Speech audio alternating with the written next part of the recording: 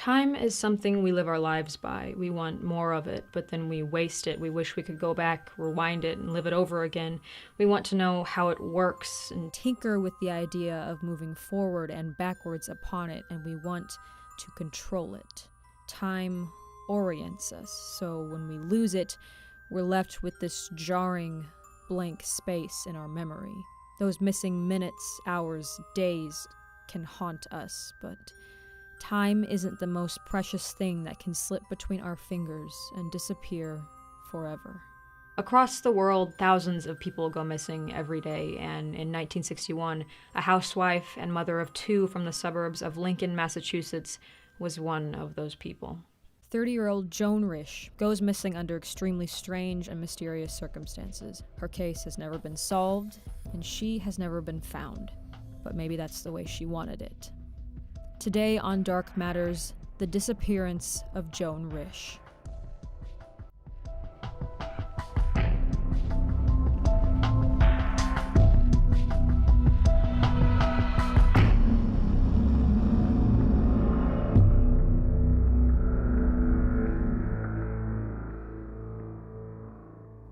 To say Joan Risch's disappearance was strange is kind of an understatement. Delving into her case is like peeling back the skin of an onion, each layer a little more rotten the closer to the core you get. So to truly understand the twists and turns, we first need to answer the question, who was Joan Risch?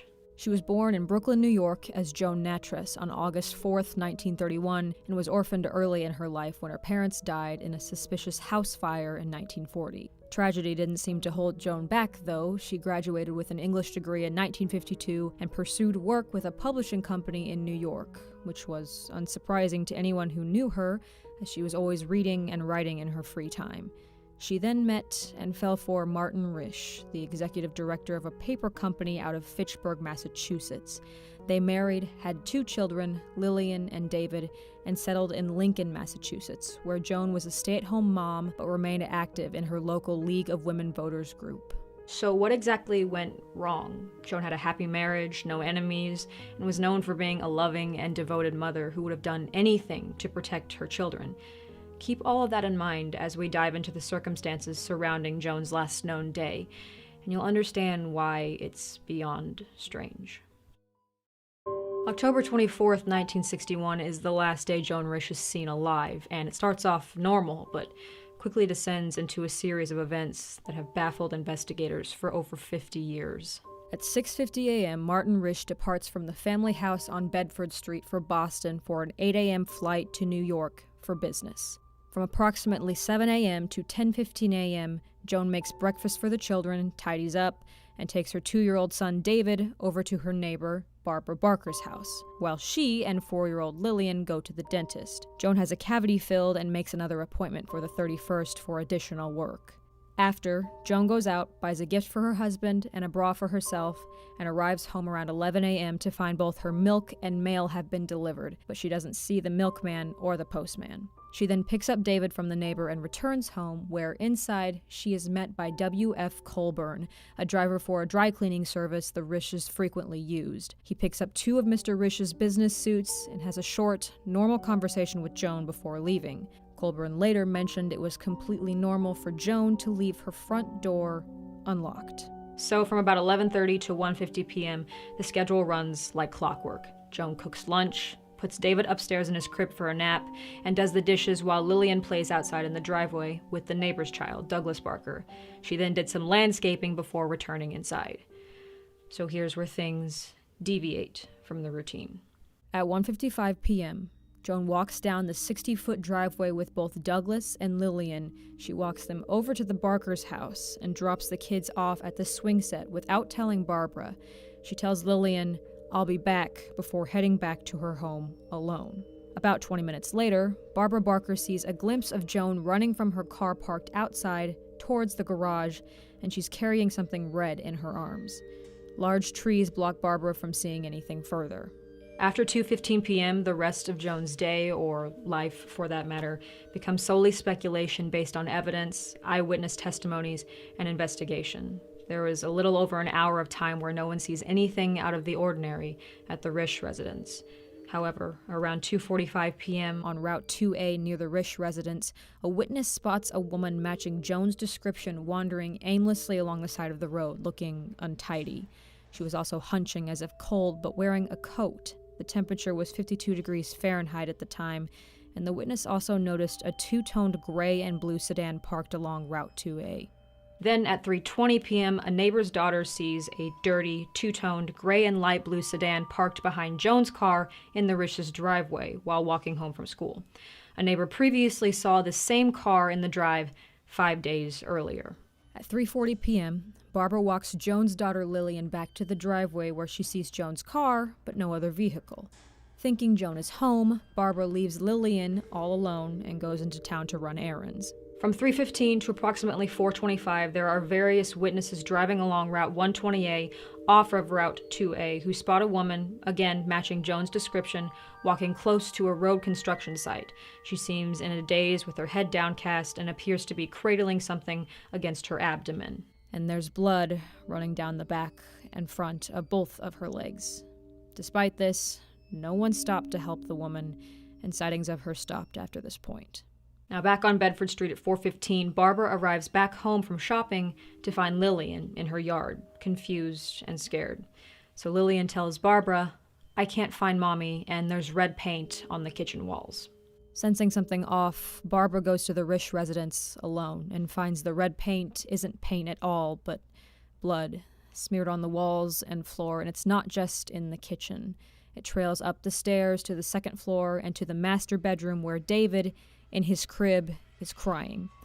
Barbara doesn't waste any more time in the house. She grabs David and returns home to call the police. Police arrive shortly after 4:30 p.m., anticipating a suicide, therefore a body, but there's no sign of Joan in the house or anywhere on the property. And authorities are left to follow the trail of blood, from the kitchen, up the stairs to the master, back down the stairs, out to the front drive where they find it smeared on the hood and trunk of Joan's car before it suddenly disappears. They also found the kitchen phone receiver ripped from the wall and carefully placed in the trash bin, which had been relocated from the corner of the room to the center. The telephone book was found near the phone, open to the emergency numbers page, and keep in mind, this is before 911 was implemented. Nothing had been stolen, so police speculated she'd experienced some sort of medical emergency, an accidental injury or hemorrhage, and tried to seek help. The problem with that theory, though, is in the blood smeared on the kitchen wall. They found a partial thumbprint and palm print, neither of which belonged to Joan. And after hearing witness testimonies, the police changed the course of their investigation. They now believed they were dealing with foul play. So the investigation begins first with a search for Joan. As the hours pass, 50 police officers, some military personnel, and even off-duty FBI agents scoured the Massachusetts woods, searched in waterways and ponds, and flew helicopters over the area. An extensive search that turned up no signs of Joan Risch. Mr. Risch, upon being notified, immediately flew back home, understandably shocked by what the authorities were telling him. The children were fine, but his wife had possibly been kidnapped, a victim of foul play. But as the day passed, there was still no trace of Joan, so police were forced to focus on the crime scene. The partial prints were compared to Joan's medical records, and there was no match. The blood, on the other hand, was hers, type O.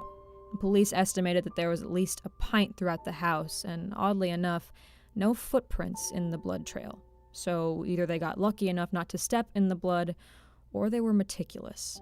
And someone had clearly tried to clean up the blood in the kitchen using paper towels and a garment. Then there was the question of the trail. Did it start from the drive and end in the kitchen or vice versa? Police felt the trail ended outside, where she'd possibly been forced into a car by someone, but investigators still had more questions than answers. Whose prints were on the wall, and most important, where was Joan, and what had happened to her? Police painstakingly weed through a list of possible suspects, knowing that they are losing time. Martin Risch was cleared of any involvement, having a solid alibi and claiming he and Joan had a happy marriage, a fact backed up by family and friends. The dry cleaner Colburn was also cleared. Then came a possible lead with a man named Robert Foster, who worked for the National Park Service and had recently been tasked with acquiring residential properties to be absorbed into a new national reserve known as the Minuteman National Historical Park. Foster spoke with Joan on September 25th about the value of her home and also spoke to some of the neighbors, several of which felt he had overstayed his welcome. Joan knew of the national park as it was a topic of discussion at her League of Women's Voters. However, Foster had an alibi confirmed by a coworker, and it was questioned no further. Then police tried to identify the mysterious car and found a lead to a Harold Munder, an outpatient from a hospital in Bedford. He was seen by witnesses at 4:15 exiting his car, a two-tone sedan, along Route 2A, where he walked to the woods, cut branches from a tree, then took the branches back to his car before driving away. I know, strange. About 6 hours later, a cab company calls the authorities to report Harold, who is acting suspicious, while sending a telegram to his brother. But Harold was cleared of any involvement, despite the fact his car matched the description of the one seen in various locations where Joan was also seen. It's possibly a coincidence, possibly two different unrelated cars. No one who saw the car knew the owner of the car, so a vehicle that ultimately leads us nowhere. Joan was presumed in good health that day, physically and mentally, and police were completely stumped. 2 years passed before there was any new information at all, but the new info didn't lend any answers. It only added another layer to the case's labyrinth. Local editor Serene Gerson uncovers Joan's library records and found that 1 year prior to her disappearance, in the summer of 1960, she checked out 25 books, all titles centered around either murder or unexplained, unsolved disappearances. The subjects of these books included the following: an orphan girl vanishing, a man staging his own disappearance, a wife vanishing without a trace, a schoolboy who vanished purposefully, and a woman leaving her life to begin anew.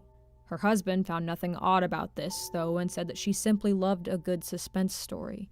But the press didn't see it that way, and they spread the story like wildfire, sparking new theories concerning Joan's sudden vanishing. Even 50 years later, there are so many questions about this case, and just as many theories to match. Some are simple, some are complex, but all of them are disturbing in their own way. First theory: Joan was kidnapped, there was a struggle, she was forced into a car by unknown persons for unknown reasons, and was never seen again. It explains why the blood trail ended at the end of the driveway and the car, but not much else. So, second possibility. Joan was assaulted, but she was able to escape her attacker, at least briefly. She received an injury from the altercation, which resulted in amnesia or confusion, which would explain the woman matching Joan's description walking along Route 2A and 128, looking dazed, with blood running down her legs. No one reported her being followed, but no one stopped to help either.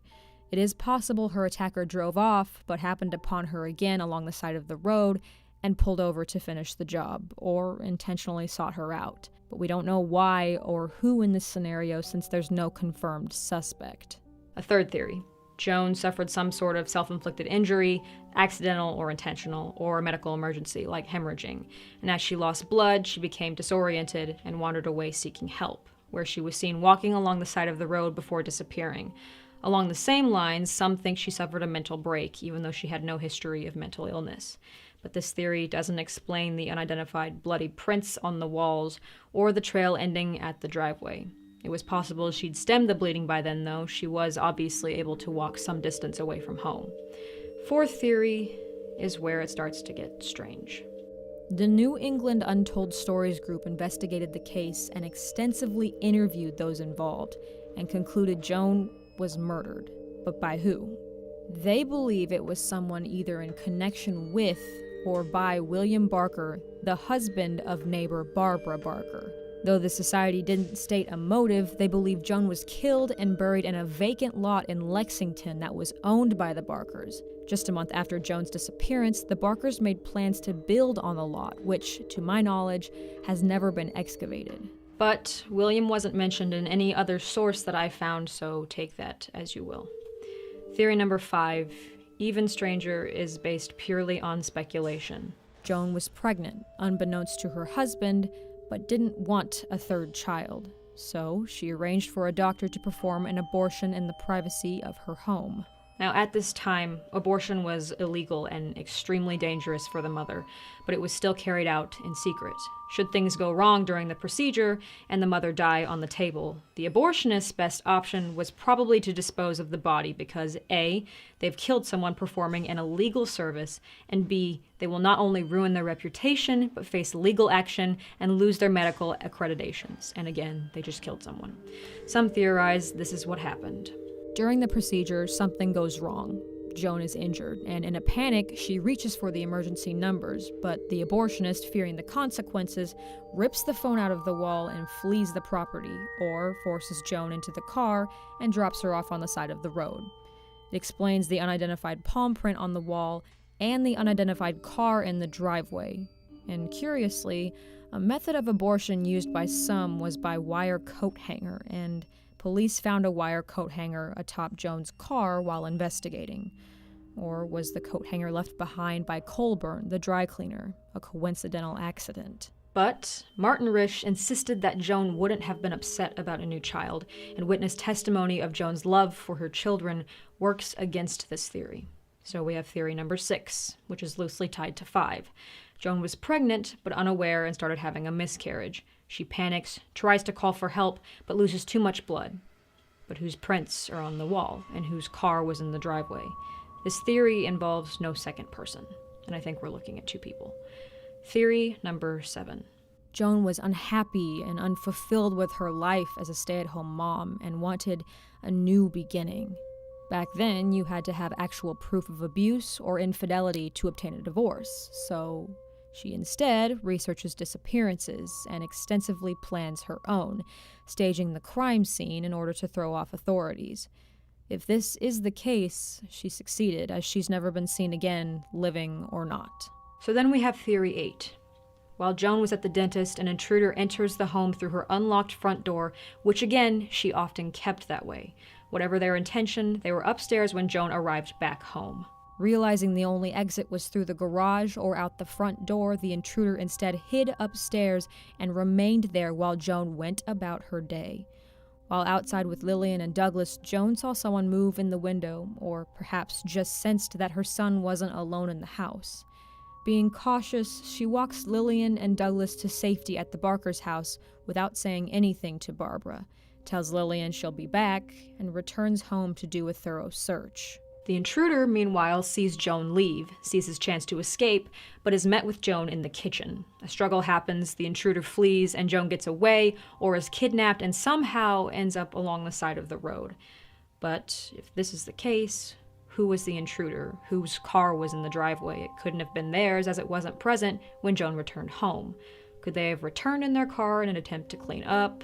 Still, lots of questions with each of these theories. So, second question we have to look at. If Joan was murdered, where is her body? Those on the assault theory think her killer hid her remains very well. Others think she wandered into the construction pit along Route 128 and was accidentally buried by the crew under dirt and debris.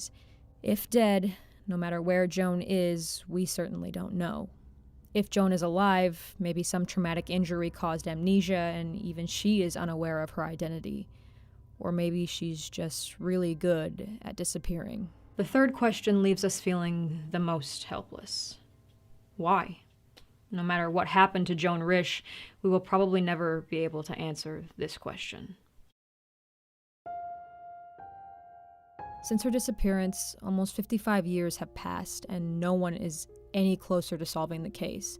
There's been numerous claims over the years from people who say they've seen her, but nothing ever comes to fruition. But we have to remember, for those who knew Joan, and to all of us just as humans, this isn't just a case. Someone loved vanished forever, and the aftermath can't be easy to contend with. Martin Risch, as the result of the disappearance, became a single father, and while the children seemed happy, he knew they missed their mother. He took living just one day at a time and believed his wife was alive somewhere, and always kept the same home phone number no matter where he moved, hoping to one day hear her voice on the other end of the line. And unfortunately, Martin never got to realize that dream, as he passed away after a long illness. But Joan's legacy lives on in her children. Her son David, a self-proclaimed poet and writer, follows in his mother's footsteps and says that he likes to think she's in heaven, and that she's happy. No matter what you believe or what you speculate, I ask you only for respect in the comments, and if you have any new information on the whereabouts of Joan, please contact the Lincoln Police Department at the number below. They are still accepting tips for her case. Sources and additional reading can be found in the description below, and remember, while these may be dark matters, the darkness always matters. If you would like to see more videos from me, don't forget to subscribe. Or if you're looking for more discussion on strange or unsolved cases, you can check out some of my other videos, or you can check out the Seriously Strange podcast, where Rob Dyke and myself have creepy discussions on topics kind of similar to this one. So I will see you in the next video, friends. Stay safe, and have a good night.